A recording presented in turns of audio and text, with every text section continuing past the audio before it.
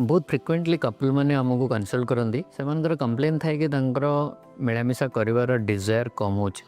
time रे चेष्टा कले जो जो टाइम रे कहूँ से टाइम रे मिलामिशा करने को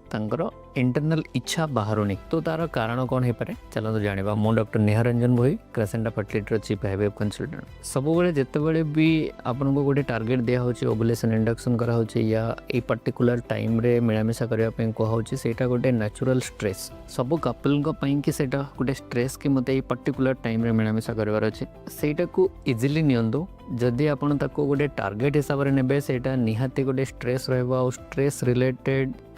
जो एंजाइटी रहिबो से एंजाइटी पैंकी आपण मे बी टाइम रे मिलामिशा करबाटा संभव होबो नाही काहेकि बहुत गुडे पारिपार्श्विक समस्या भी थाउची ता भितरे आपनकर वर्क शेड्यूल थाउची ता भितरे जदि ए टार्गेट दिहला तो मे बी हे न पारे तो सेही टाइम रे आपण टिके रिलैक्स हुंतु छुट्टी नियंतु बाहर को बुलिया को जानतु किंतु आपन को से पर्टिकुलर टाइम मैनेज करने को पड़ो कहीं गोटे मसरे गोटे अंडा फर्टिलाइज हवा पैंकी